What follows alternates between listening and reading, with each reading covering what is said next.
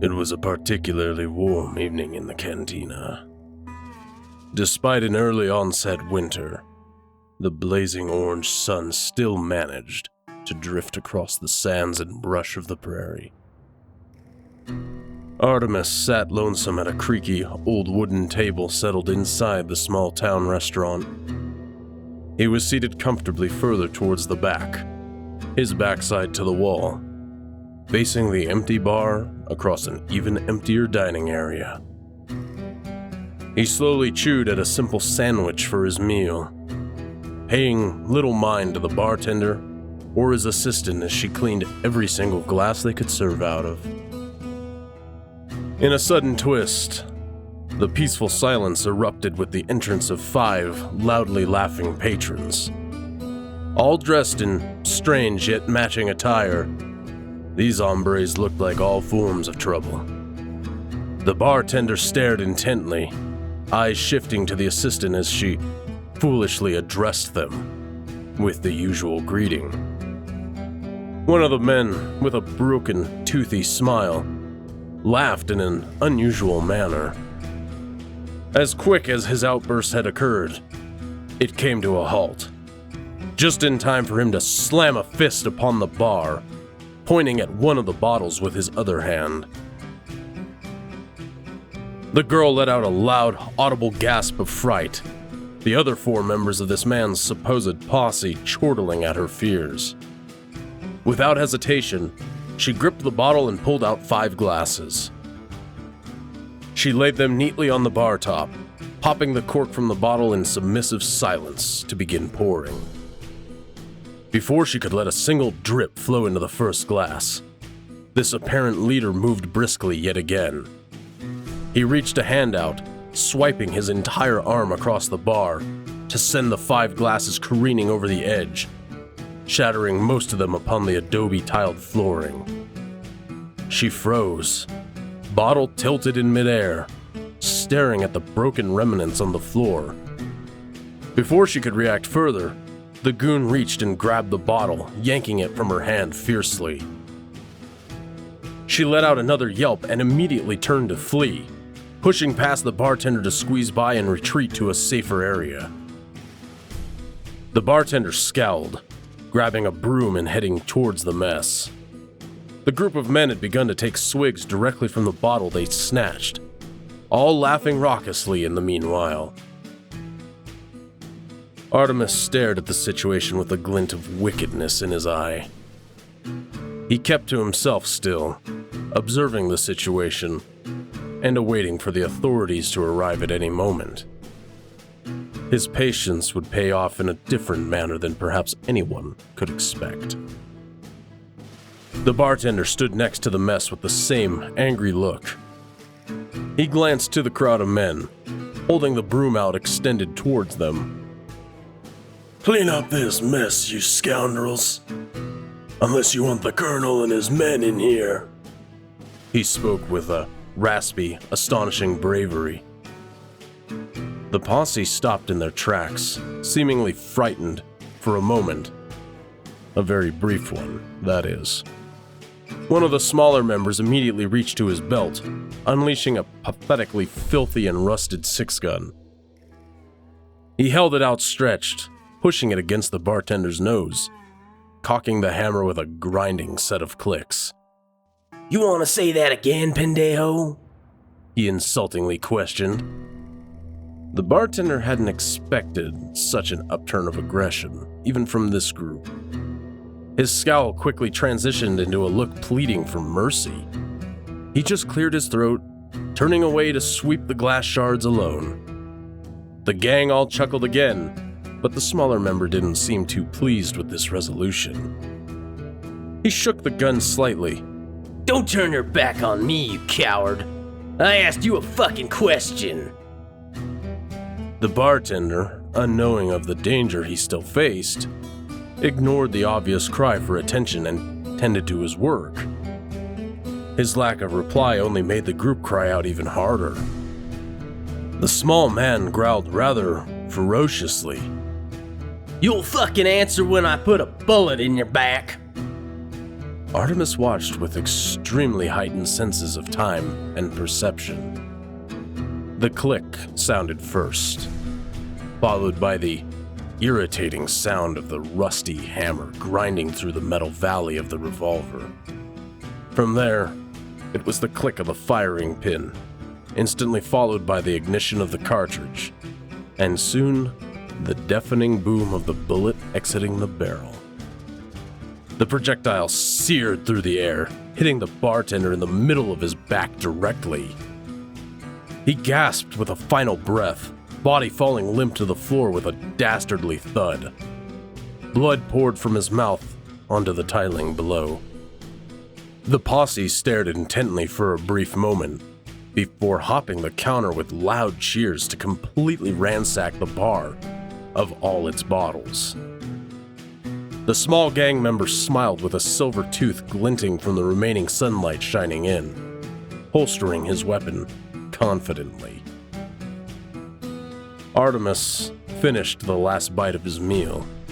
He gulped and wiped at his coarse beard with the cloth napkin. Having had enough, he stood from the chair.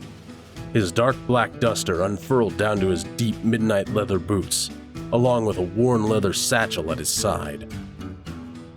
He patted off the matte-plated cuirass he wore beneath, emblazoned with the symbol of a raven holding a blossoming, a bloomed, and a wilted flower. With a gloved hand, he reached to the brim of his coal-colored hat, pulling it down to reveal several fluttering raven's feathers in the band upon the top. In their revelry, the group hadn't noticed his presence. It was only as he came closer with jingling spurs and a clearing of the throat that they decided to grant any attention in his direction. The intimidating form along with a powerful scowl was unexpected to say the least for these foolish men. They paused in their quest to douse themselves in every liquor available, to silently attempt frightening the newcomer to their festivities. He moved slowly down the steps in somber quiet, all eyes fixated uneasily upon him while making his way over to the now deceased bar owner. The small member spoke boldly. He's dead and gone, Padre. There isn't anything you can do about it. Unless you want to end up just like him, I'd run. Artemis ignored the empty threats, kneeling before the corpse.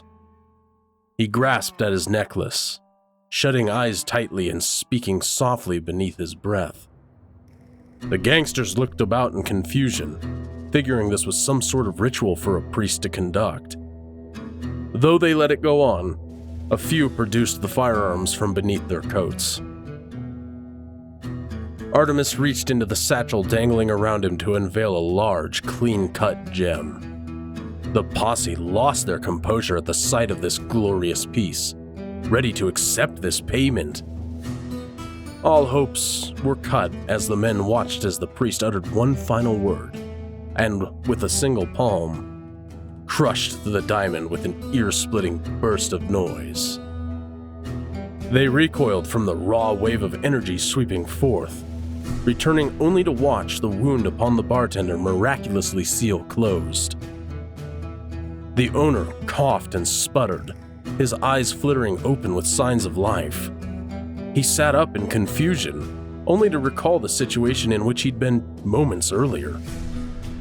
Fearing for his life, not understanding that it had already ended once, the bartender rose and fled through the main entrance.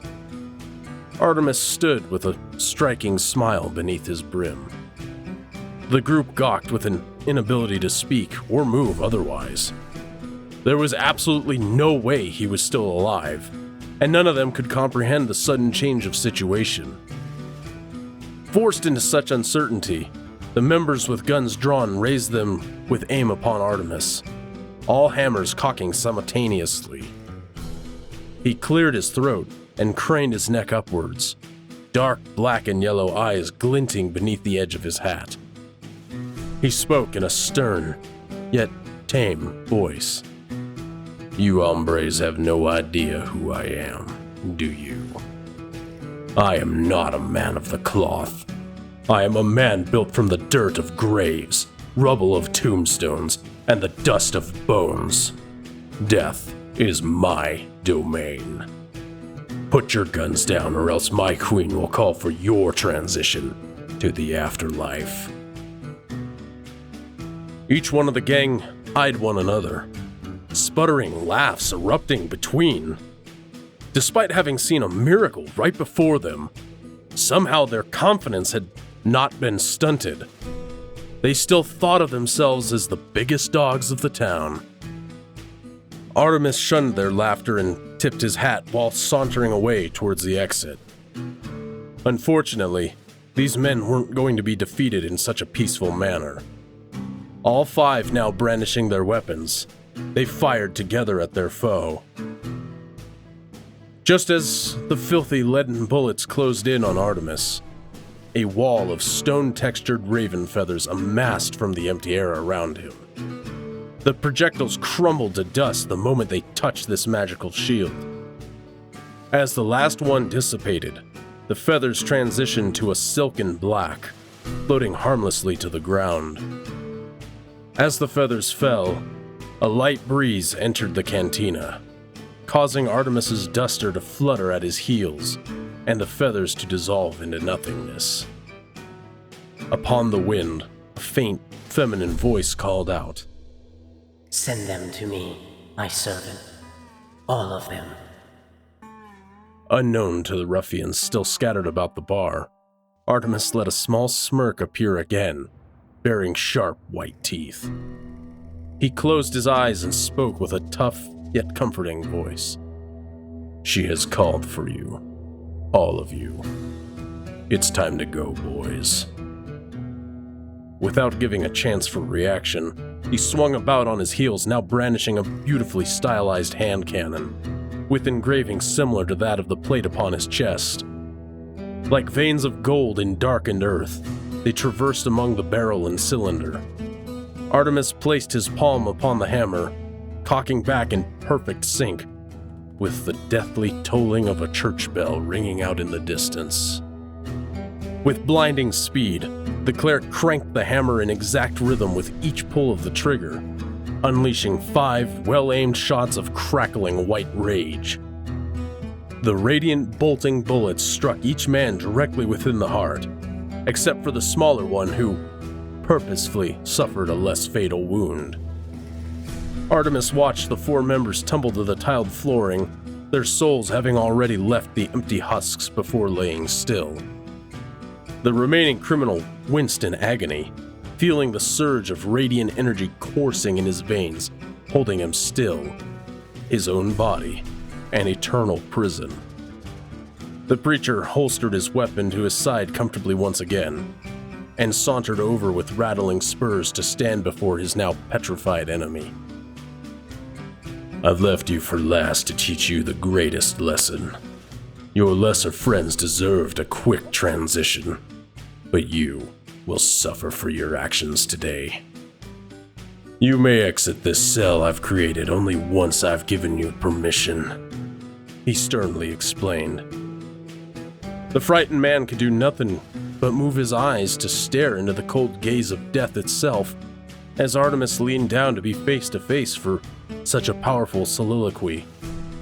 He continued without interruption. You tried to kill that poor man without reason, and I don't care much for types like you.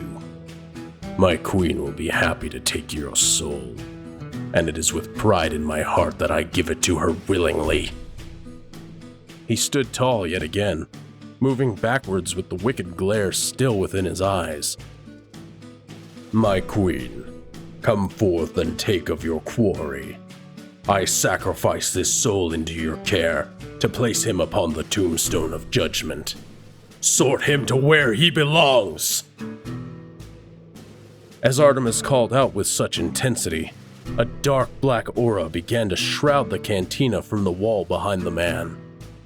A mass of cawing could be heard deep within the well of inky blackness. A slender figure stepping forth. The figure bore the same depth of color as the aura itself, a stark white mask devoid of feeling contrasting against the background, upon the visage's face. It moved swiftly behind the man, his fearful cries silenced by paralysis. The figure reached a feathered palm through the criminal's chest, retrieving an ethereal, beating heart to show it boldly in front of him. Artemis cleared his throat. "You have my permission to leave." The beating, spectral heart began to slow rapidly. The vibrant red color faded into a dull gray all the same while. The man whimpered with one final breath, his eyes growing milky white as the image came to a complete stillness. He gasped out, dropping to his knees with a blank look among his face, drool dribbling at his jaw. His limp, lifeless shell came to rest upon the floor with one last thud, followed by the bell in the distance clanging once more. The figure's mask cracked among the jaw, forcing the stone-faced gaze to smile ever so lightly. It hovered backwards into the abyss wordlessly, disappearing among the darkness that gave way to the normal light of day yet again.